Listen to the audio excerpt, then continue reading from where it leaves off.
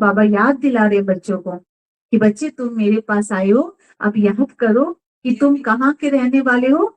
निर्विकारी राज्य। भारत की कितनी जबरदस्त महिमा है, परंतु भिकारी होने के कारण भारत की महिमा को जानते नहीं। भारत संपूर्ण निर्विकारी था जब यहाँ लक्ष्मी नारायण राज्य करते थे। अभी वह राज्य नहीं है, वह राज्य कहाँ गया, यह पत्थर बुद्धियों को मालूम ही नहीं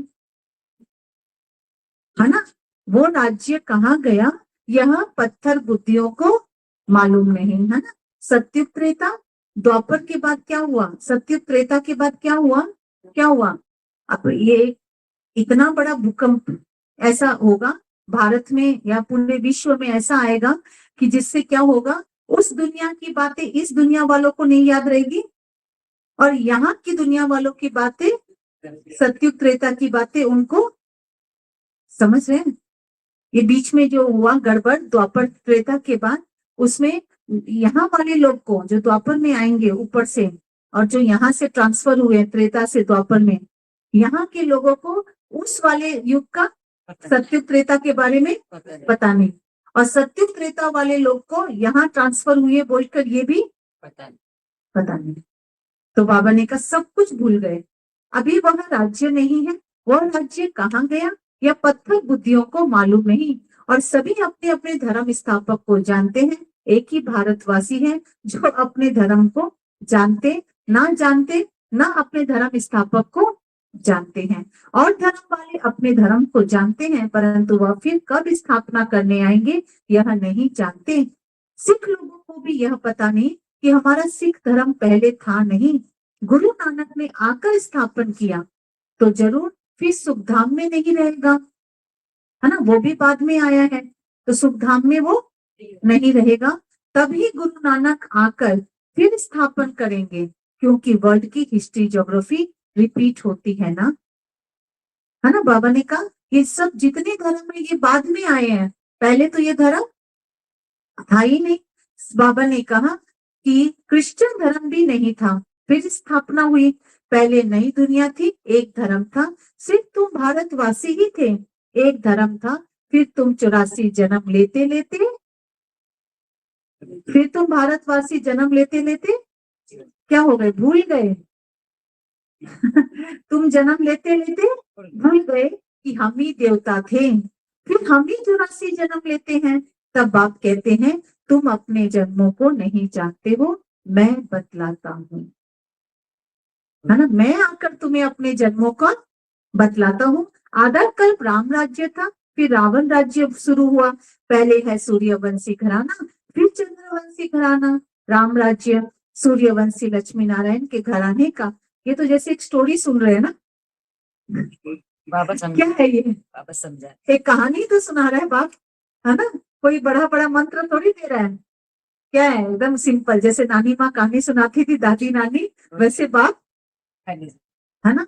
सूर्यवंशी लक्ष्मी नारायण के घराने का राज्य था, जो सूर्यवंशी लक्ष्मी नारायण के घराने के थे, 184 जन्म ले अभी रावण राज्य के घराने में है, कहाँ बैठे हैं सब समझ गए ना। आगे पुण्य आत्माओं के घराने में थे, कहाँ जन्म था, अभी पाप आत्माओं के घराने में बने हैं, 84 जन्म लिए हैं, वे तो 84 लाख कह देते हैं, अब 84 लाख का कौन बैठ विचार करेंगे, इसलिए कोई का विचार चलता ही नहीं। अभी तुमको बाप ने समझाया है, तुम बाप के आगे बैठे हो, निराकार बाप और साकार बाप दोनों ही भारत में नामी ग्रामी हैं, गाते भी हैं, परंतु बाप को जानते ही नहीं, अज्ञान नींद में सोए पड़े हैं, है ना। बाबा क्या कहते हैं बच्चे कि तुम बेहद के बाप को कोई जानते ही नहीं, और गाते भी हैं भारत में, रोज गाएंगे तुम ही हो माता पिता तुम ही हो, लेकिन जानते नहीं है, खाली गाते हैं। ज्ञान से जागृति होती है, रोशनी में मनुष्य कभी धक्का नहीं खाते, है ना। बाबा ने कहा कि अंधकार में धक्का खाते हैं, है ना, अभी यहाँ लाइट ऑफ हो जाए तो सब टक्कर खाएंगे ना कुर्सी उर्सी से, लेकिन ज्ञान की लाइट, ये लाइट जली हुई है तो कोई टक्कर नहीं खाएगा। ऐसे ही बाबा ने कहा क्यों आत्माएं अभी तक भटक रही है, क्यों मंदिर मस्जिद गुरुद्वारा सब भटक रहे हैं, क्यों, क्योंकि उन्हें अपने पिता के बारे में जानते ही नहीं। अगर पिता के बारे में जान जाए तो कहीं जाने की जरूरत नहीं है। बाबा ने कहा कि अंधकार में धक्के खाते रहते हैं।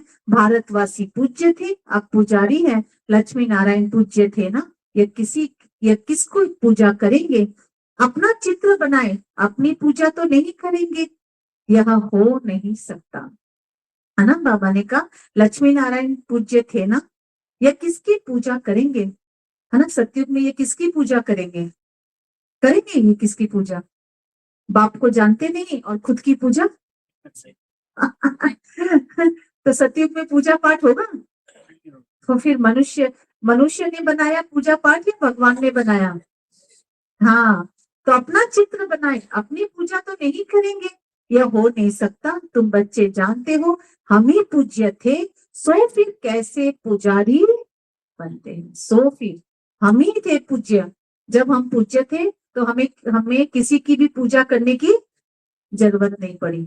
लेकिन जब हम पुजारी बन गए तो हमने सबकी पूजा करना शुरू कर दिया। अब बाबा फिर से कहते हैं मैं तुम्हें पूज्य से पुजारी बनाने आया हूँ, तो किसी की पूजा करने की, है ना। पूजा, पूजा मतलब पू मतलब पुनः, जा मतलब जागरण, पुनः जागरण, से जगाना, अपने आप को जागरण। फिर से जगाना, तो पूजा उसकी करनी है या खुद की पूजा? खुद को जगा कर वास्तव में पूजा मतलब खुद को जगाना है। और हम घंटी बजा बजा के किसको जगाते हैं? पड़ोसियों को, औरों को, पूरे घर को मालूम चल जाता है यहाँ पूजा कर रहे हैं, और खुद को पता ही नहीं है कि मैं कौन हूँ। खुद सोया हुआ है, घंटी बजा रहा है और दूसरों को जगा रहा है। तो ये क्या हो गया? कुक्कड़ ज्ञानी, है ना। आप लोग को पता है ना वो क्या करता है? कुकड़ू कू करता है ना मुर्गा, फिर जाके फिर बोलते हैं ना, एक बार जो जाग के फिर सोता है उसको जगाना बहुत मुश्किल है। उसको फिर आप जगा नहीं सकते मुर्गा को, वो इतनी गहरी नींद में चला जाता है कि उसको जगाने के लिए क्या करना पड़ेगा? फिर तो पूरा अर्थक्वेक ही लाना पड़ेगा। बाबा कहते हैं यह बातें और कोई समझ नहीं सकते, बाप ही समझाते हैं, इसलिए कहते भी हैं ईश्वर की गतमत न्यारी है। अभी तुम बच्चे जानते हो बाबा ने हमारी सारी दुनिया से गतमत न्यारी कर दी है ना। गतमत ही न्यारी है कि पूज्य हो, पुजारी बने, अब फिर पूज्य बनो। ये बात तो कोई जानता नहीं। सारी दुनिया में अनेक मत मतांतर हैं, यहाँ तुम ब्राह्मणों के हैं एक मत, ईश्वर की मत और गत अर्थात सदगति, सदगति दाता एक ही बाप है। गाते भी हैं सर्व का सदगति दाता राम, परंतु समझते नहीं कि राम किसको कहा जाता है। जी कहेंगे जिधर देखो राम ही राम रहता है। अब रामनवमी आ रही है, अब क्या कहेंगे रामनवमी वाले?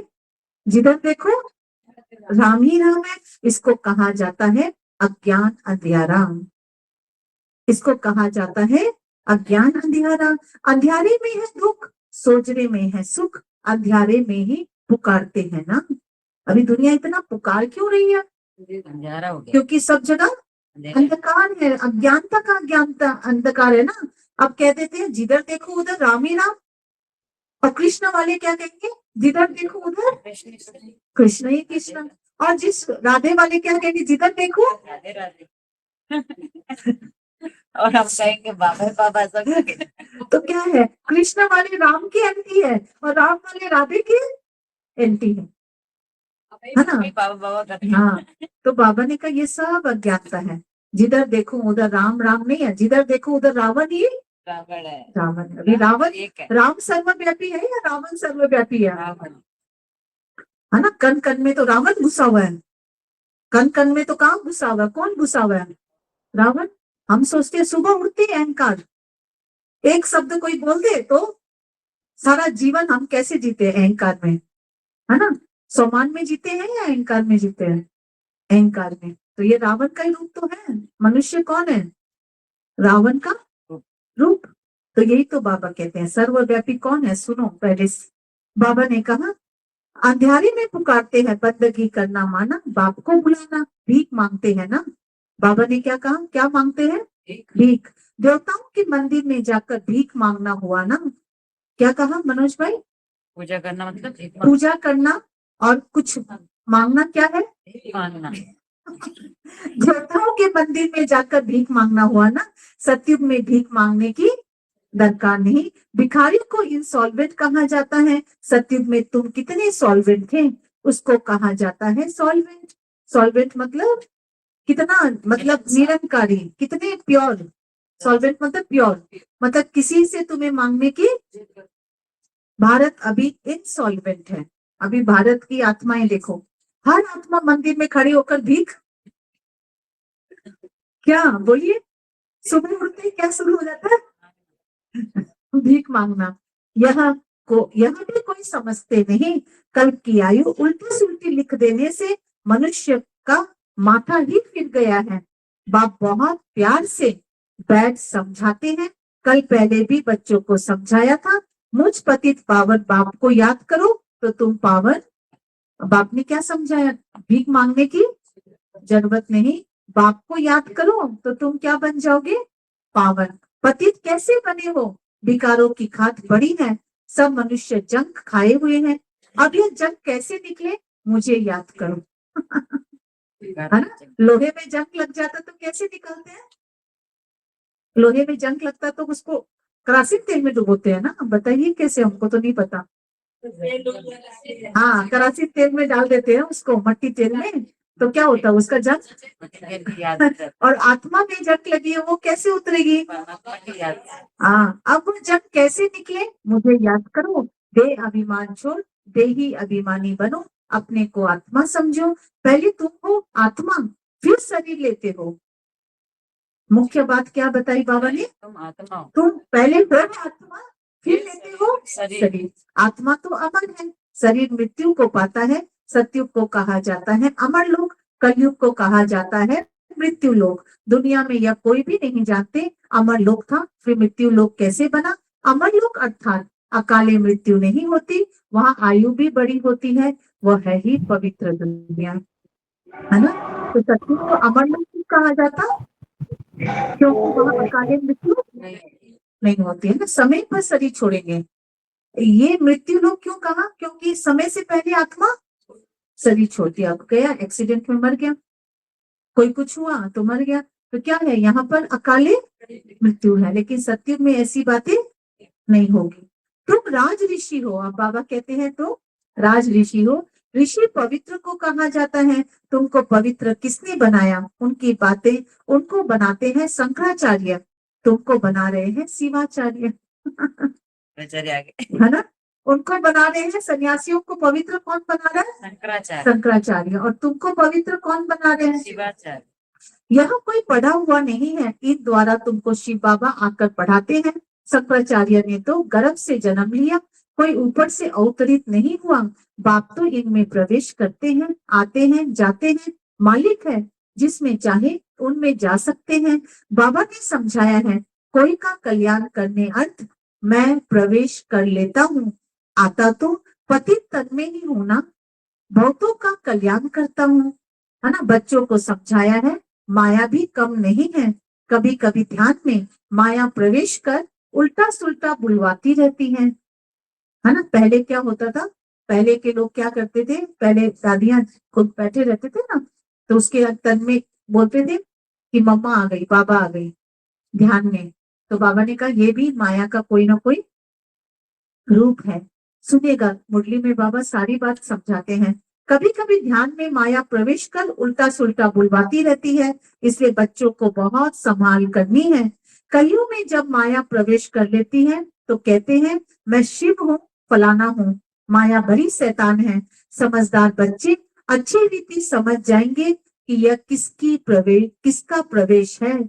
शरीर तो उनका मुकर्रर यहाँ है ना, फिर दूसरे का हम सुने ही क्यों। अगर सुनते हैं तो बाबा से पूछो यह बात राइट है व नहीं, बाबा झट समझा देंगे। कई ब्राह्मणियां भी इन बातों को समझ नहीं सकती कि यह क्या है। कोई में ऐसी प्रवेशता होती है जो चमाट भी मार देते हैं, गालियां भी देने लग पड़ते हैं। अब बाप थोड़ी ही गाली देंगे, इन बातों को भी कई बच्चे समझ नहीं सकते, है ना। बाबा ने कहा किसी के तन में माया प्रवेश हो गई और कहता है कि मैं शिव बाबा हूँ, मैं मम्मा हूँ, तो बाबा ने कहा ये हो नहीं सकता। फर्स्ट क्लास बच्चे भी कहाँ कहाँ भूल जाते हैं, सब बातें पूछनी चाहिए, क्योंकि बहुतों में माया प्रवेश कर लेती है, फिर ध्यान में जाकर क्या क्या बोलते रहते हैं, इसमें भी बड़ी संभालना चाहिए। बाप को पूरा समाचार देना चाहिए, फलाने में मम्मा आती है, फलाने में बाबा आते हैं। इन सब बातों को छोड़ बाप का एक ही फरमान है, मामेकम याद करो, है ना। इन बातों में नहीं जाना है कि फलाने में मम्मा आई, फलाने में बाबा आया। क्या करना है, सब बातों को छोड़ मामेकम। वर्षा किससे मिलेगा, शिव बाबा से ना। तो हमको क्या फर्क है कौन क्या बोल रहा है, हम क्यों माथा लगाए। बाप को और सृष्टि चक्र को याद करो, रचयिता और रचना का सिमरन करने वाले की सकल सदैव हर्षित रहेगी। क्या कहा, रचयिता और रचना का सिमरन करने वालों की सकल सदा हर्षित। तो कैसे, कैसे रचयिता और रचना का सिमरन करने से कैसे हर्षित रहेंगे, कैसे। तो ये तो आपने आंसर ही बताया, बंधन मुक्त हर्षित। हाँ हाँ,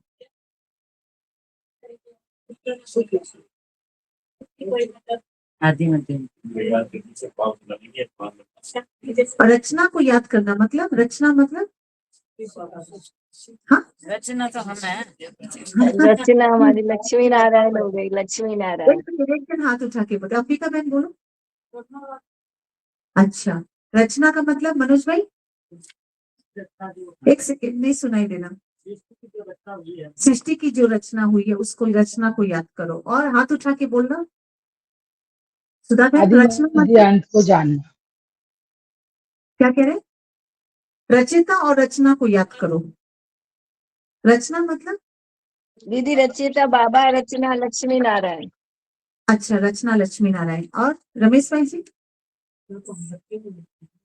हाँ हाँ हाँ, ठीक है। अभी भी पूरा प्रॉपर सभी आंसर नहीं दे पाए, ठीक है। रचयिता और रचना को, रचना का सिमरन करने वाले की सकल सदा हर्षित रहेगी। ये आया ना बाबा की मुरली में। रचयिता है कौन, रचयिता और रचना, बार बार सुनो, रचयिता और रचना। रचयिता है कि मेरा कौन, रचना मैं कौन। अभी तो बता रहे ना, अब तू सुनो। रचना मतलब मैं कौन, और रचयिता मतलब मेरा कौन। जब इन दो बातों का हम सिमरन करेंगे तो हर्षित रहेंगे। रचना मतलब मैं कौन हूं, समझ रहे हैं। ब्रह्मा बाबा को नहीं, रचना ब्रह्मा बाबा है, वो तो वो हो गए, उससे मेरे को क्या है। ब्रह्मा बाबा का रचना है तो ब्रह्मा बाबा अपनी जगह है ना, लेकिन मैं कौन, खुशी कब मिलेगी, जब मुझे ये पता चलेगा कि मैं कौन और मेरा कौन। रचयिता यानी मेरा असली में कौन है ना। तो मेरा कौन है, इस पूरे ब्रह्मांड का मालिक त्रिलोकीनाथ मेरा है, स्वयं हाई पर्सनालिटी शिव बाबा जो पूरे तीनों लोगों को रचता है, वो मेरा है। तो जब रचयिता का सिमरन करेंगे, कह रही मेरा पिता पूरे ब्रह्मांड का मालिक है, त्रिलोकीनाथ है, तो खुशी होगी। और रचना यानी मैं कौन हूँ, मैं उस त्रिलोकीनाथ की संतान, मैं विश्व के मालिक शिव बाबा त्रिमूर्ति त्रिगंबेश्वर, जिसको सारी दुनिया याद करती है, मैं उनकी लाडली। रचना को याद करो, अपने आप को याद करो, समझ रहे हैं। ये क्वेश्चन पहले भी बताया लेकिन ध्यान से नहीं सुना किसी ने। रचयिता और रचना का सिमरन करने वाले की सकल सदैव हर्षित रहेगी। बहुत है जिनका जिनका सिमरन होता ही नहीं है, कर्म बंधन बड़ा भारी है। विवेक कहता है जबकि बेहद का बाप मिला है, कहते हैं मुझे याद करो, तो फिर क्यों ना हम याद करें। कुछ भी होता है तो बाप से पूछो, बाप समझाएंगे। कर्म भोग तो अभी रहा हुआ है, क्यों हम हर्षित नहीं है अभी, क्योंकि कर्म भोग रहा हुआ है ना। कर्म भोग हमको खींच रहा है ना, कर्म भोग खींच रहा है, तो कर्म भोग खींचने के कारण हम हर्षित। तो हर्षित रहने का उपाय क्या है, कर्म बंधन को भूलकर रचता और रचना को याद करो। मैं कौन हूँ, घड़ी घड़ी घड़ी घड़ी घड़ी घड़ी याद करो कि मैं कौन हूँ। बाबा ने कहा कि कुछ भी होता है बाप से पूछो, कर्मातीत अवस्था हो जाएगी तो तुम फिर सदैव हर्षित रहेंगे। तब तक कुछ ना कुछ होता है, यह भी जानते हो। मिलवा मौत, मल्लू का शिकार, विनाश होना है, तुम फरिश्ते बनते हो। ये सब पॉइंट नोट करो। तुम फरिश्ते होगा, कर्म मोक्ष तो होगा, लेकिन कर्म भोग के प्रभाव में क्या करना, अभी सुनिए, मुरली से निकालिए पॉइंट अपनी, कि कर्म भोग के प्रभाव में मुझे नहीं आना, ये खींच रहा है हमें। तुम फरिश्ते बनते हो, बाकी थोड़े दिन इस दुनिया में हो, फिर तुम बच्चों को ये स्थूल वतन भासेगा नहीं, फिर तुम बच्चों को ये स्थूल वतन खींचेगा नहीं, सूक्ष्म वतन और मूल वतन भासेगा। सूक्ष्म वतन वासियों को कहा जाता है फरिश्ते।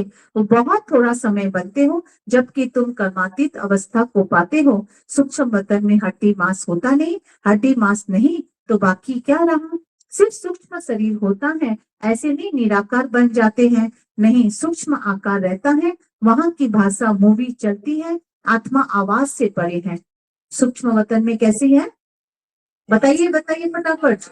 आगे आवाज से पढ़े, वहां खाली खाली मूवी है, मतलब खाली सीन्स है। सीन्स होते हैं ना, जैसे आप टीवी का म्यूट कर दो तो खाली सीन चलती है ना, वैसे ही सूक्ष्म वतन में क्या है, सीन सीन चलती है। उसको कहा जाता है सटल वर्ल्ड। इंग्लिश में क्या कहेंगे, सटल वर्ल्ड। सूक्ष्म आवाज होता है, यहाँ है टॉकी, फिर मूवी, फिर है साइलेंस, है ना, फिर मूवी, सूक्ष्म वतन में मूवी, और ऊपर है निराकार दुनिया में क्या है, साइलेंस। ठीक है, यहाँ टॉकी, यहाँ टॉक चलती है, यह ड्रामा का बना बनाया पार्ट है। वहां है साइलेंस, वहां मूवी, और यह है टॉकी। इन तीनों लोगों को याद करने वाले कोई बिरले होंगे, बोलिए ताली बजाइए। इन तीनों लोगों को याद करने वाले कोई कोई बिरला नहीं होगा। तो कौन बैठा है यहाँ पर, बिरले? बिरले हाँ, बाबा कहते हैं वो बिरला काम नहीं आएगा जो पैसा कमा रहा है। कौन सा बिरला काम आएगा, ये बच्चे, साधारण बच्चे है ना, घर गृहस्थ में रहकर बाबा को पहचाना है। यहाँ बाबा ने कहा कि इन तीनों लोगों को याद करने वाले कोई बिरले होंगे। बाप समझाते हैं, बच्चे सजाओं से छूटने के लिए, सजाओं से छूटने के लिए कम से कम 8 घंटा कर्म योग बंद कर्म करो। बताइए, सभी सभी एक साथ बोलेंगे, सजाओं से छूटने के लिए कम से कम 8 घंटा कर्म योगी बनो।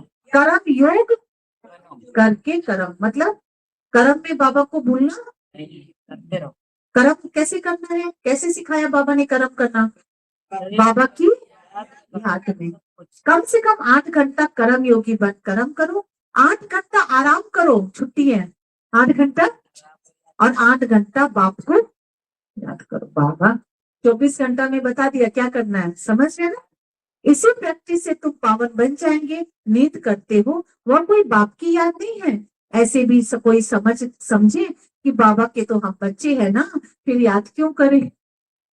कई क्या कहते हैं, बाबा के बच्चे बन गए। हम तो मधुबन में रहते हैं, क्यों याद करें, हम तो सेंटर में रहते हैं, हम क्यों याद करें। बाबा ने क्या बोला है, 8 घंटे का ऐसे बोला है कि सेंटर में रहने वाले मुझे याद नहीं कर, नहीं, बाप तो कहते हैं मुझे वहां याद करो, मुझे याद परम धाम में याद करो, अपने को आत्मा समझ मुझे याद करो। जब तक योग बल से तुम पवित्र ना बनो, तब तक घर में भी तुम जा नहीं सकते, नहीं तो फिर सजाए खाकर जाना होगा। सूक्ष्म वतन, मूल वतन में भी जाना है, फिर आना है स्वर्ग में। बाबा ने समझाया है, आगे चल अखबारों में भी पड़ेगा। अभी तो बहुत टाइम है, अभी बहुत टाइम है कि थोड़ा टाइम है।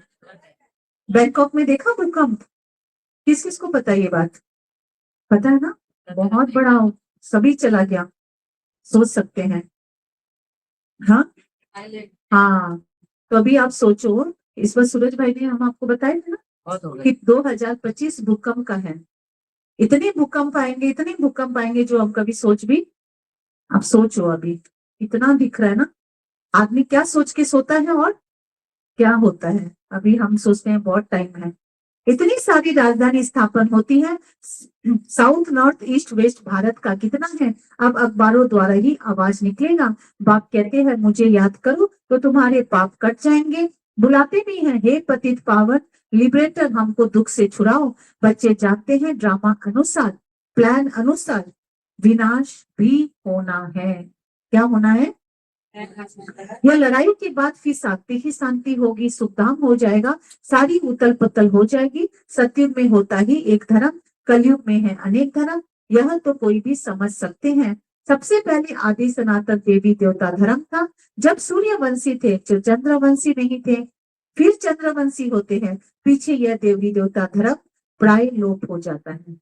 समझ गए? बाबा ने कहा द्वापर के बाद क्या, त्रेता के बाद क्या हो गया? ये प्राय पूरा लोप हो गया, मतलब कुछ भी याद नहीं रहेगा कि हम ही देवता थे, ऐसी हमारी मेमोरी लॉस्ट होगी। पीछे पर ये हमने उसमें भी पढ़ा है ना बाइबल में, वो जो तो एडम ईव थे उनकी मेमोरी लॉस्ट हुई, तो वो भटकने लग गए दोनों जन, ऐसे ही था कहानी में। तो जब वो एडम और ईव को पता ही नहीं मैं कौन हूँ, तो उन्होंने क्या किया? वो फॉरबिडन एप्पल खा लिया, है ना। तो उनको भगवान ने कहा था कि तुम ये एप्पल मत खाना, है ना, ये फल तुम सब जगह सब कुछ खा लो, लेकिन इस वृक्ष का फल मत खाना, ये बोला था। लेकिन उन्होंने क्या बोला? जो चीज ना करते वही चीज मन करता है। तो उन्होंने उसी वृक्ष का जो सेब था वो खा लिया, और जैसे ही उसने वो फल खाया, उसकी स्मृति गायब हुई, और अंदर में क्या आ गया? विकार, देह अभिमान आया, वहां से उनका पतन शुरू हुआ। तो ये कहानी एक्चुअल में बाबा कहते हैं ये अभी की है, तो आप त्रेता में तुम आत्माएं थी उच्च घराने की, लेकिन ऐसा झटका है कि तुमने क्या किया? जो चीज नहीं करनी थी वो कर लिया, है ना। इसीलिए बाबा ने कहा सब प्राय लोप हो गया, मतलब सब भूल गए, जो तुम्हारी स्मृति थी वो सारी भूल गए, फिर क्या बन गए? भिखारी। फिर और धर्म वाले आते हैं, वह भी जब तक उन्हों की संस्था वृद्धि को पाए तब तक मालूम थोड़ी ही पड़ता है। अभी तुम बच्चे सृष्टि के आदि मध्य अंत को जानते हो, तुमसे पूछेंगे सीढ़ी में सिर्फ भारतवासियों को क्यों दिखाया? बोलो यह खेल है भारत पर, आधा कल्प है उन्हों का पाठ, बाकी द्वापर कलयुग में अन्य सब धर्म आते हैं। गोले में यह सारी नॉलेज है, गोला तो बड़ा फर्स्ट क्लास है। सत्युग त्रेता में है श्रेष्ठाचारी दुनिया, द्वापर कलयुग में है भ्रष्टाचारी दुनिया। अभी तुम संगम पर हो, यह ज्ञान की बातें हैं। यह 4 युगों का चक्र कैसे फिरता है यह किसी को पता नहीं। सत्युग में इन लक्ष्मी नारायण का राज्य था, इन्हों को यह थोड़ी ही पता है। सत्युग के बाद फिर त्रेता होना है, त्रेता के बाद फिर द्वापर कलयुग आना है। यहाँ भी मनुष्य को बिल्कुल पता नहीं, भले कहते हैं, परंतु कैसे चक्र फिरता है यह कोई नहीं जानते। इसीलिए बाबा ने समझाया है, सारा गीता पर जोर रखो, है ना। बाबा ने कहा सारा गीता पर जोर रखो, गीता मतलब इसमें कि कैसे कैसे हम पास हुए, ये बाबा ने कहा मैं ही बता सकता हूँ। सच्ची गीता सुनने से स्वर्गवासी बनते हैं, यहाँ शिव बाबा खुद सुनाते हैं, वहां मनुष्य पढ़ते हैं। गीता भी सबसे पहले तुम पढ़ते हो, भक्ति में भी पहले पहले तुम जाते हो ना। शिव के पुजारी पहले तुम बनते हो, तुमको पहले पहले पूजा करनी होती है अव्यभिचारी एक शिव बाबा की। सोमनाथ मंदिर और किसकी ताकत थोड़ी है बनाने की। बोर्ड पर कितने प्रकार की बातें लिख सकते हैं, यह भी लिख सकते हैं भारतवासी सच्ची गीता सुनने से सचखंड के मालिक बनते हैं, है ना। बाबा ने क्या कहा? सोमनाथ का मंदिर कौन बना सकता है? आप सोचो, इतने हीरे जवाहरात लगे हुए थे ना सोमनाथ के मंदिर में, तो बाबा ने कहा कोई और देश बना ही नहीं सकता, भारतवासी का ही, इस राजा विक्रमादित्य ही जैसे आत्मा बना सकती है। जिसके पास इतना धन होगा वही तो मंदिर बनाएगा, ऐसा। तो फिर बाबा ने कहा कि ये बात कौन समझाए उनको, इतना धन कहाँ चला गया, क्यों भारतवासी अब कंगाल हो गए, है ना। तो बाबा ने कहा सबको ये बताओ कि सच्ची गीता सुनने से फिर हम सब बच्चे क्या बन सकते हैं? स्वर्ग वासी, यानी सुखी सुख। यह भी लिख सकते हैं भारतवासी सच्ची गीता सुनने से सचखंड के मालिक बनते हैं। अभी तुम बच्चे चाहते हो यह सच्ची गीता सुनकर स्वर्गवासी बन रहे हैं। जिस समय तुम समझाते हो तो कहते हैं हाँ बरोबर ठीक है, बाहर गए खलास वहां की वहां रही, बाहर गई वहां की वहां रही। अच्छा, मीठे मीठे सिके हुए बच्चों प्रति माता पिता बाप दादा का याद प्यार और गुड मॉर्निंग। बोली रूहानी बाप की रूहानी बच्चों को नमस्ते। हम रूहानी बच्चों की रूहानी बाप दादा को गुड मॉर्निंग, नमस्ते नमस्ते नमस्ते, शुक्रिया बाबा, शुक्रिया शुक्रिया बाबा, शुक्रिया शुक्रिया शुक्रिया। है ना? तो हमारा कितना भी कोई बहुत अजीज हो, बहुत प्यारा हो, तो कितना देगा हमको? थोड़ा कितना देगा? पहले अपने लिए रखेगा ना। पहले क्या करेगा? थोड़ा रख अपने लिए रखता है, फिर देगा ना, उसमें से भी थोड़ा देगा, है ना? तो बाबा इतना प्यारा क्यों है? सारा क्योंकि वो अपने लिए कुछ भी नहीं रखता, सब बच्चे को दे दे देता है, इसीलिए बाप सबको प्यारा है ना, शिव बाबा। ऐसे ही बाबा कहते हैं कि मैं अपने लिए कुछ भी नहीं करता हूँ। तो एक बार हम कल सुन रहे थे, आप लोग कोई सुनते हैं क्या, पता नहीं। कल अभी पहले दादी जानकी का आया था ना, परसों परसों आया था, टीवी में भी इतना अच्छा से दिखाया लाइव कि कैसे कैसे दादी की विशेषताएं क्या थी। तो दादी की विशेषता इतनी थी दादी जानकी का, दादी क्या नाम है, जयंती दीदी बता रही थी, और भी सब दादियां, कि दादी जानकी इतना मतलब बाबा का कहना और उनका करना, कभी ना जी शब्द उनके मुख में था ही नहीं, हर बात में हाँ जी हाँ जी हाँ जी। इतना प्यार था बाबा को उनसे, तो इतना आज वो इतना कुछ करके गई। फिर हमने कल स्पार्क विंग का आ रहा है, अभी मीटिंग चल रही है स्पार्क विंग का, उसमें सुन रहे थे कि कैसे कैसे मतलब कैसे क्या करना है, कैसे पुरुषार्थ करना है। तो ये सब क्या है, कभी कभी सुनो, थोड़ा देर अच्छा लगता है, नहीं तो पता ही नहीं रहता क्या हो रहा है माउंट आबू में। तो कभी कभी लाइव आप लोग टाइप करके सुन सकते हैं क्या हो रहा है ना? तो इस तरह से प्रोग्राम बहुत अच्छे अच्छे हो रहे हैं। तो बाबा ने यही कहा ना कि बच्चे क्या करो, सच्ची गीता सुनाओ सबको, क्या करो? वो तो मनुष्य सुना रहे हैं, लेकिन ये क्या है, बाप सुना रहे हैं। तो धारणा के लिए मुख्य सार नंबर 1, रचयिता और रचना का ज्ञान सिमरन कर सदा हर्षित रहना है। रचयिता और रचना का कि वाह बाबा वाह, वाह मैं आत्मा, वाह। रचिता और रचना का ज्ञान सिमरन कर सदा हर्षित रहना है। याद की यात्रा से अपने पुराने सब कर्म बंधन काट कर्मातीत अवस्था बनानी है। याद की यात्रा से अपने पुराने सब कर्म बंधन काट कर्मातीत अवस्था बनानी है। नंबर 2, ध्यान दीदार में माया की बहुत प्रवेशता होती है, इसीलिए संभाल करनी है। बाप को समाचार दे राय लेनी है, कोई भी भूल नहीं करनी है, कोई भी भूल नहीं करनी है। आज का वरदान, अपनी शुभ भावना द्वारा निर्बल आत्माओं में बल भरने वाले सदा शक्ति स्वरूप भव। अपनी शुभ भावना द्वारा निर्बल आत्माओं में बल भरने वाले सदा शक्ति स्वरूप भव। सेवाधारी, रंजना बहन आप इधर आ जाइए। सेवाधारी बच्चों की विशेष विशेष सेवा है स्वयं शक्ति स्वरूप रहना और सर्व को शक्ति स्वरूप बनाना, अर्थात निर्बल आत्माओं में बल भरना। इसलिए सदा शुभ भावना और श्रेष्ठ कामना स्वरूप बनो। आज बाबा ने क्या होमवर्क दिया है, हर आत्मा में क्या भरो, श्रेष्ठ बल भरो। कैसे भरेंगे? शुभ भावना, उनके लिए अच्छा सोचना ही उनमें बल, सुनना ध्यान से, मुरली ध्यान से सुनेंगे तो इंप्लीमेंट कर पाएंगे। सेवाधारी बच्चों की विशेष सेवा है स्वयं शक्ति स्वरूप बनना, यानी संकल्पों से अपने आप को शक्ति स्वरूप बनना और सर्व को शक्ति स्वरूप बनाना, अर्थात निर्बल आत्माओं में बल भरना। इसके लिए सदा शुभ भावना और शुभ का श्रेष्ठ कामना स्वरूप बनो। शुभ भावना का अर्थ यह नहीं है किसी में भावना रखते रखते उसके उसके भाववान हो जाओ, यानी उसके प्रति अटैचमेंट नहीं, यह गलती नहीं करना। शुभ भावना भी बेहद की हो। ऐसा होता है ना, मेरे बच्चे के लिए अलग शुभ भावना, ऐसा नहीं, मेरा बेटा है तो उसको आधी घंटा साकाश दूंगी और इनका बेटा है तो 5 मिनट। तो ये क्या है, ये शुभ भावना है?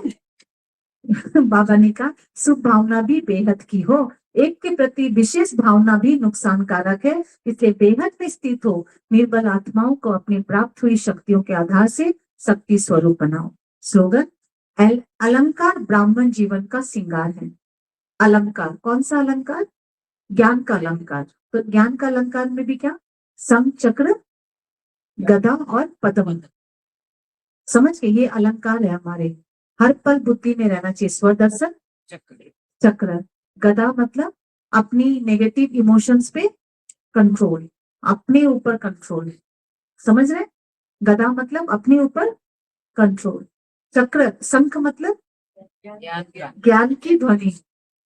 ये अलंकार से सजे रहना है। ऐसे नहीं बात आ गई मैं फेल हो गई, ऐसे नहीं। फिर बात आई और हम फेल हुए तो फिर क्या चीज के अलंकारधारी है ना? युद्ध के मैदान में किसी ने मुझे थप्पड़, युद्ध के मैदान में किसी ने मेरे ऊपर वो कर दिया और मैं अपने अस्त्र शस्त्र को ही भूल गई, तो फायदा हुआ अलंकार का? तो हमारे पास अलंकार कौन से हैं? ज्ञान के। तो ज्ञान से हमें उस बात को डिलीट करना है या नहीं? ठीक है।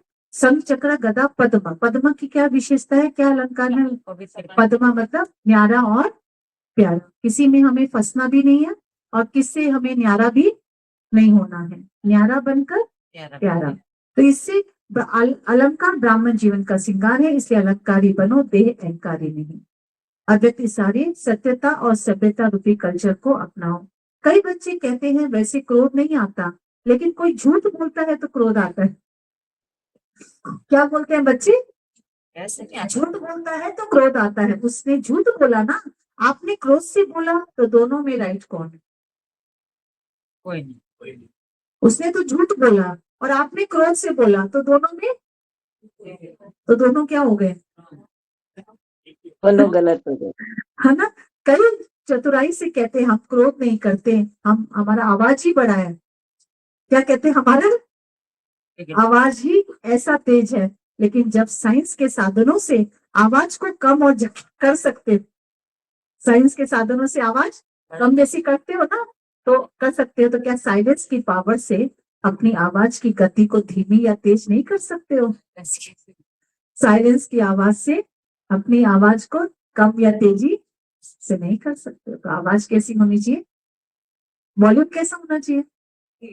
धीरे होना चाहिए, जोर जोर से। कम कोई यहाँ से बैठ के चिल्लाते हैं ना, घरों में भी, लौकिक घर में ऐसे चिल्ला के किसी से बात, नहीं करनी आवाज से चिल्ला के बुलाना नहीं है, जाके बुला के आओ कमरे में कि आप इधर आ जाओ। ऐसे नहीं यहाँ हॉल में बैठे हो आइए जोर से, तो ये क्या है? लौकिक है ना? ये भी बाबा ने कहा ये क्या है, ये क्या है? डिसिप्लिन है। ओम शांति। मीठे बच्चे, तुम्हें ज्ञान से अच्छी जागृति आई है। तुम अपने 84 जन्मों को निराकार और साकार बाप को जानते हो। तुम्हारा भटकना बंद हुआ बंद हुआ। भटकना बंद हुआ नहीं सबका। अभी पता चला कि मांगना कुछ भी नहीं है, सब बाप से कनेक्शन जोड़ो और सब बाप से बन जाता ले लो। जब निराकार बाप आ गया धरती पर, अब हमें पुजारी बनने की जरूरत नहीं। हम आत्मा पूज्य है, बस अपने पिता से कनेक्ट होना है और उनसे अपनी सारी झोली भर लेनी है। ठीक है। अभी हम लोग अद्वैत मुरली शुरू किए हैं। अभी आज हमारे बीच में रंजना बहन है, रंजना बहन पढ़ेगी। ठीक है। स्पीड कम बेसी क्या होगा हम आपको बताएंगे। अम्बिका बहन कल संडे है ना, तो कल आप पढ़ेंगे। हाँ, हिंदी पढ़ना नहीं आता? अच्छा, फिर भी सीखना है। बाबा को पसंद है हिंदी। अभी सीख रहे हैं? ओके ठीक है, आपको छुट्टी। सुधा बहन कल आप पढ़ना। हाँ, व्हाइट ड्रेस पहन के आना।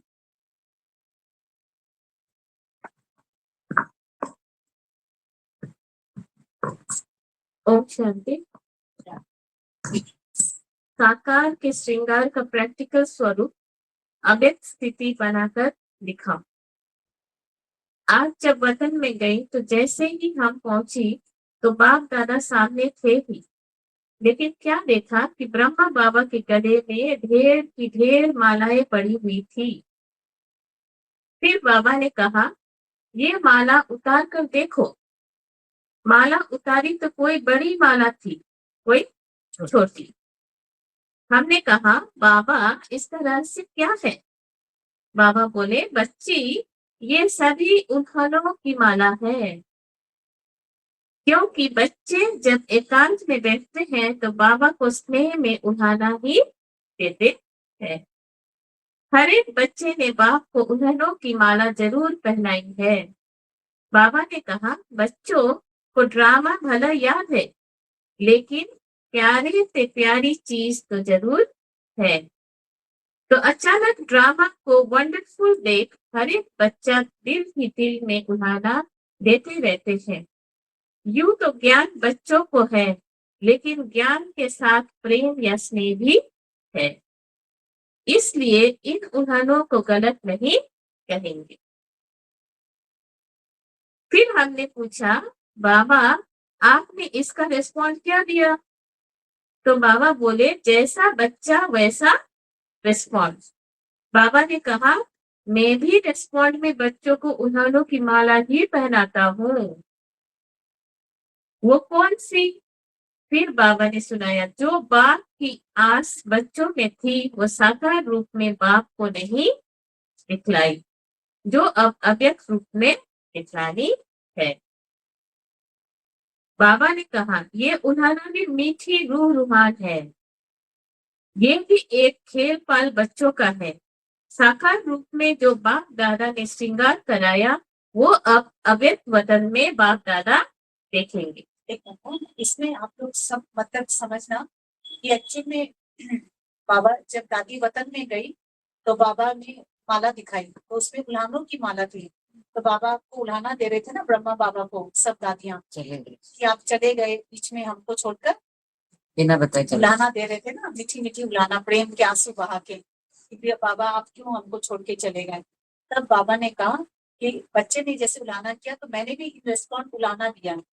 तो बाबा ने क्या उल्हाना दी बच्चों को, कि जैसे मैं जब साकार में था इस धरती पर, ब्रह्मा बाबा जब साकार में थे, तब जितना तुमको मैंने पाठ पढ़ाया साकार में, लेकिन तुम्हारी स्थिति वैसी नहीं बन पाई जैसा मैं देखना चाहता था। तुम्हारी स्थिति फरिश्ता अव्यक्त देखना चाहता था, लेकिन नहीं दिखाई। तो अब मेरे को भी तुम बच्चों से बुलाना है कि मैं साकार में तुमने नहीं दिखाया, तो अब मुझे, मैं अव्यक्त हुआ हूँ, फरिश्ता बना हूँ, तो अब तुम मुझे वो स्वरूप भी दिखाओ। मैं अब देखना चाहता हूँ तुम बच्चों का। अगर तुम मेरा ही हाथ पकड़ के रखोगे तो तुम बन नहीं पाओगे। इसीलिए मैं अव्यक्त इसीलिए हूँ ताकि तुमको भी मेरे जैसा बना सकूं। समझ रहे हैं बात को?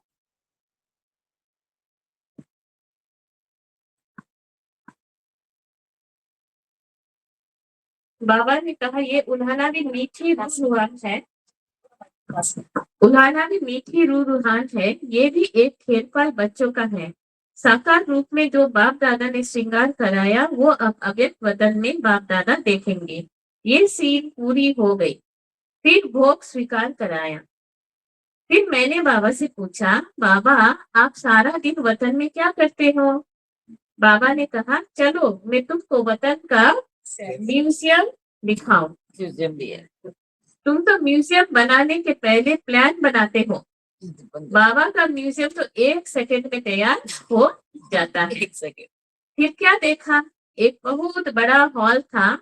एक ही हॉल में हम बच्चे ढेर के ढेर मॉडलों के रूप में खड़े थे। मॉडलों के रूप में खड़े थे। हमने कहा, बाबा ये तो हम ही म्यूजियम में खड़े हैं। बाबा ने कहा, बच्ची बाबा का म्यूजियम यही है। अभी तुम जाओ, जाकर एक मॉडल को देखो कि बाप दादा ने क्या क्या सजाया है। जैसे आर्टिस्ट मूर्ति को सजाते हैं, तो बाप दादा ने कहा, देखो बाप दादा ने क्या क्या सजाया है। हम जब मॉडल के पास गई तो हमको कुछ खास दिखाई नहीं पड़ा। पूरी सजी हुई मूर्ति दिखाई पड़ रही थी। बाबा ने कहा, जो मोटा श्रृंगार है वो तो साकार में ही बच्चों का करके आए हैं, परंतु अब अव्यक्त रूप में क्या सजा रहे हैं। सभी श्रृंगार तो है, जेवर भी है, परंतु जेवर के बीच में नग लगा रहे हैं। बाबा के कहने के बाद कोई कोई के जैसे एक्स्ट्रा नग दिखाई पड़े। बाबा ने कहा, बच्चों के प्रति मुख्य शिक्षा यही है कि अव्यक्त स्थिति में स्थित रहकर व्यक्त भाव में आओ। समझ रहे? फिर समझाते हैं आप लोग को। अव्यक्त स्थिति में रहकर व्यक्त में आओ। तो बाबा ने कहा कि जैसे सिंगारे ने मॉडल देखा ना दादी ने, तो बाबा ने कहा ये मूर्तियों को, मॉडल को देखो। तो दादी ने कहा मुझे कोई खास नहीं नजर आ रहा, मॉडल दिख रहे हैं, सिंगारे हुए दिख रहे हैं। तो फिर बाबा ने दिखाया कि जो गहने पहने हुए हैं मूर्तियों में, उसमें इतने सुंदर सुंदर नग लगे हुए हैं जिससे वो जेवर क्या हो गए, उभर रहे हैं। तो वैसे ही बाबा ने कहा कि साकार में तो मैंने तुम्हें मोटा मोटा ज्ञान दे दिया, मैं आत्मा हूँ, तुम परमात्मा हो, ये सब सृष्टि चक्र का, लेकिन अभी क्या जरूरत है अगर तुम चाहते हो तुम बहुमूल्य ऐसा बनो, तुम ऐसे गहने बनो, सुंदर सजे हुए, अगर नग लगाना चाहते हो तो उसका उसका बाबा ने उपाय बताया, अव्यक्त स्थिति में रहकर व्यक्त में आओ, है ना। मतलब क्या हुआ, अव्यक्त स्थिति में रहकर व्यक्त में आओ मतलब मतलब बताओ क्या हुआ, बताइए आप लोग।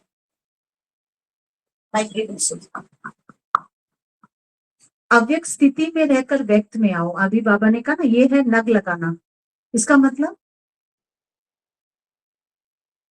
बोलिए सुधा बहन, अगर रॉन्ग होता तो कोई दिक्कत। स्थिति में रहकर, हाँ हाँ हाँ, ये बात सही है ना, अव्यक्त स्थिति में रहकर व्यक्त में आओ कि मैं कौन हूँ, अव्यक्त स्थिति कि मैं वास्तव में फरिश्ता हूँ, मैं वास्तव में आत्मा हूँ, शिव बाबा की संतान हूँ, मैं फरिश्ता हूँ, अव्यक्त स्थिति में रहकर व्यक्त में हूँ सारा दिन, तब जाके हमारी अवस्था कैसी होगी, कैसी होगी, हल्की होगी। हम क्या करते हैं, व्यक्त से हम अव्यक्त की ओर जाते हैं, ये उल्टा है।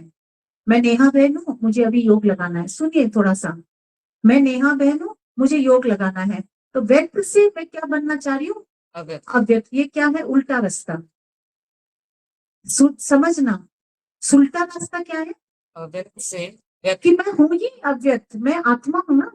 पहले आज बाबा ने मुरली में क्या कहा, मैं आत्मा पीछे शरीर, आज क्या कहा मुरली की पॉइंट से, मैं आत्मा पीछे शरीर, तो फिर मैं आत्मा पहले हूँ या पहले मैं नेहा बहन हूँ, मैं आत्मा हूँ ना, नेहा बहन तो बाद में बनी हूँ, नहीं मैं आत्मा हूँ, तो मैं आत्मा पहले कहाँ की हूँ, अव्यक्त धाम की, सूक्ष्म वतन की और परम धाम, मेरा दो घर है, सूक्ष्म वतन और परम धाम, तो मैं फरिश्ता हूँ, तो मैं फरिश्ता अव्यक्त स्थिति में रहकर फिर क्या हो, व्यक्त में आना, तो हम सारे दिन कैसा अनुभव करेंगे,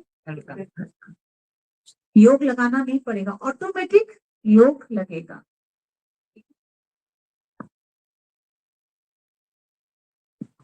जब एकांत में बैठते हैं तो अव्यक्त स्थिति रहती है, लेकिन व्यक्त में रहकर अव्यक्त भाव में स्थित रहे वो मिस कर लेते हैं। इसलिए एक रस परमातीत स्थिति का जो न है वो कम है। तो जिसके जीवन में जो कमी देखता हूँ वो सजा रहा हूँ, जैसे साकार रूप में ये कार्य करता था वही फिर अव्यक्त रूप में करता हूँ।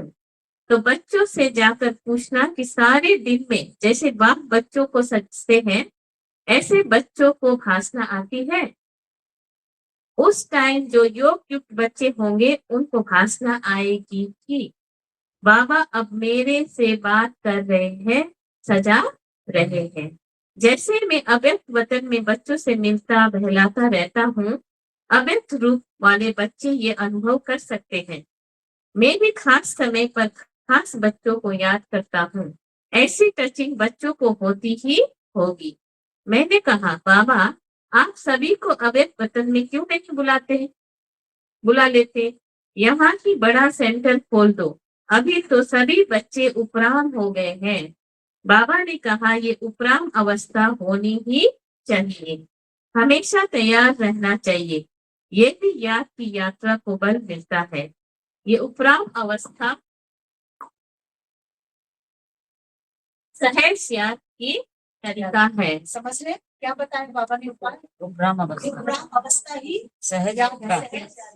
अगर अव्यक्त स्थिति का अनुभव नहीं करेंगे, अपने आप को अव्यक्त स्वरूप नहीं समझेंगे, तो हमारा योग भी नहीं लगेगा, सारा दिन हम यहाँ ही रहेंगे तो हमारा योग नहीं लगेगा। इसीलिए बाबा ने कहा उपराम स्थिति कैसे बनानी है, निरंतर अपने आप को ये समझो कि मैं फरिश्ता हूँ और इस देह की दुनिया में सिर्फ निमित्त मात्र कर्म करने आया हूँ। बार बार याद दिलाओ कि मैं निमित्त हूँ सिर्फ कर्म करने के लिए थोड़ा देर, बाकी मैं यहाँ का रहने वाला नहीं हूँ। जब हमारी ऐसी उपराम अवस्था होगी तो बाबा ने कहा याद की यात्रा भी मजबूत होगी। ठीक है, अब बच्चों को कहना ज्यादा समय नहीं है, बाबा कभी भी किसको बुला लेंगे। देखो कमन एक और पढ़ते कि आगे समय बहुत कम है। साकार में रहते भी लाइट माइट रूप बनने के लिए अंतर्मुखी रहूं। आज जब वतन में गई तो जाते ही अनुभव हो रहा था जैसे कि लाइट के बादलों से क्रॉस करके वतन में जा रही हूँ। बादलों की लाइट ऐसे लग रही थी जैसे सूर्यास्त होते समय लाली देखने में आती है। जैसे ही वतन में पहुंची तो वहां भी ऐसे ही देखा कि लाइट के बादलों के बीच बाप दादा का मुखड़ा सूर्य चंद्रमा समान चमकता हुआ देखने में आ रहा था। सीन तो बड़ी सुंदर दिखाई दे रही थी, लेकिन आज का वायुमंडल बिल्कुल शांत था। बाप दादा के साथ मुलाकात में भी शांति और शक्ति की भाषा आ रही थी। फिर तो मुस्कुराते हुए बाबा बोले, भला तुम बच्चे साकार शरीर में साकारी सृष्टि में हो, फिर भी साकार में रहते ऐसे ही लाइट माइट रूप होकर रहना है। कैसे रहना है साकार में? लाइट जो कोई भी देखे तो महसूस करे कि ये कोई फरिश्ते घूम रहे हैं। लेकिन वो अवस्था तब होगी जब एकांत में बैठ अंतर्मुख अवस्था में रह अपनी चेकिंग करेंगे। ऐसी अवस्था से ही आत्माओं को आप बच्चों से साक्षात्कार होगा। आज वतन में एक तरफ तो बिल्कुल शांति थी, दूसरी तरफ फिर प्यार का रूप बहुत था। क्या देखा, बाबा की बाहों में सभी बच्चे समाये हुए थे। साथ साथ प्रेम का सागर तो था ही। बाबा ने कहा, तुम शक्तियों को भी सर्व आत्माओं को ऐसे ही अब अपने समीप लाना है। आपकी दृष्टि में बाप समान जब प्रेम और शक्ति दोनों ही पावर होगी तब आत्माएं नजदीक आएगी। इसके बाद बाबा ने तीसरा दृश्य दिखाया। क्या देखा, बाबा के सामने ढेर कॉर्ड्स पड़े हैं। बाबा ने कहा, इन कॉर्ड्स को ऐसे सजाओ जिसका कोई सीनरी बन जाए। क्योंकि हर कॉर्ड पर सीनरी की डिजाइन थी, किसमें चित्र किसमें शरीर। हम मिलाने लगे तो कभी उल्टा कभी सुलटा हो जाता था। बाप दादा बहुत हंस रहे थे। उसमें बहुत ही सुंदर सतयुग की सीनरियां थी। एक कृष्ण बाल रूप में झूले में झूल रहा था, साथ में कांता दासी झूला रही थी, दूसरे में सखे सखिया का खेल था।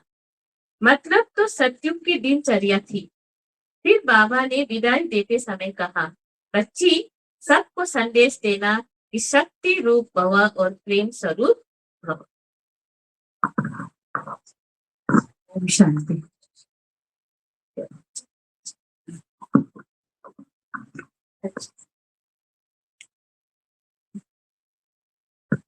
ऐसे रोज हम लोग 2-4 पेज बाबा की ये अव्यक्त वाणियों का हम लोग सिमरन करेंगे, श्रवण करेंगे, है ना, जिससे हमारे अंदर क्या आएगा,